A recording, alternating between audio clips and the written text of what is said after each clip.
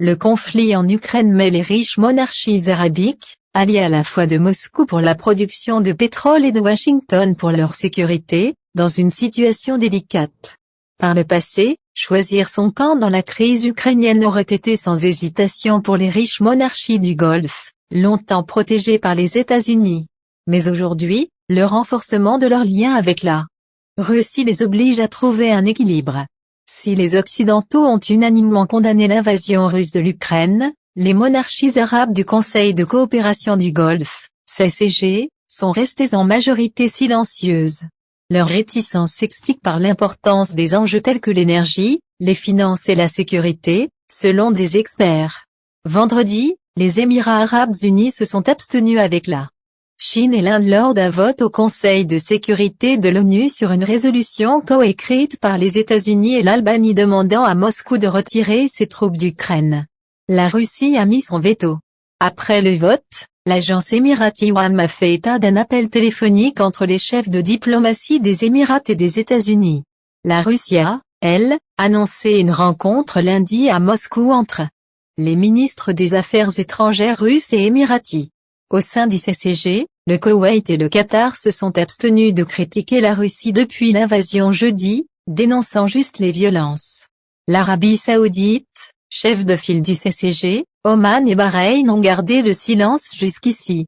Trouver un équilibre sera particulièrement difficile pour les Émirats, dans la mesure où ils disposent actuellement d'un siège au Conseil de sécurité de l'ONU, souligne Anne Gadel, contributrice régulière pour l'Institut Montaigne, en France, sur les pays du Golfe. Moscou, un allié idéologique pendant des décennies, les États-Unis, qui ont des bases militaires en Arabie saoudite, aux Émirats, au Qatar et à Bahreïn, se sont posés en défenseurs des pays du CCG face à de possibles menaces. Et les deux camps ont un adversaire commun, l'Iran. Mais Riyad et Abu Dhabi ont eu ces dernières années des relations en dents de scie avec les États-Unis, en lien avec la question des droits humains, les accords d'armement et le conflit au Yémen.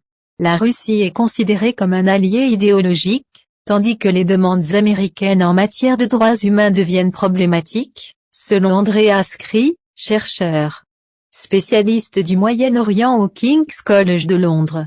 La Russie co-dirige avec Riyad l'alliance OPEP+. Les échanges commerciaux entre la Russie et les pays du CCG ont atteint 5 milliards de dollars en 2021, surtout avec les Émirats et l'Arabie saoudite, selon les chiffres officiels. En tant qu'acteur majeur sur les marchés énergétiques, la plupart des pays du CCG entretiennent avec la Russie des relations de producteurs partenaires. Riyad et Moscou dirigent l'alliance OPEP+, contrôlant strictement la production pour soutenir les prix. Les pays arabes membres de l'OPEP sont dans une situation difficile diplomatiquement, car le maintien de l'accord OPEP+, qui contrôle la production, est clairement au premier plan de leurs considérations, affirme Hélène Wald, chercheuse au groupe de réflexion Atlantic Council. Les pays du Golfe ont peur de nuire à cette relation et cherchent à maintenir la participation russe à l'OPEP+. Si la Russie quitte l'alliance, l'accord va probablement s'effondrer,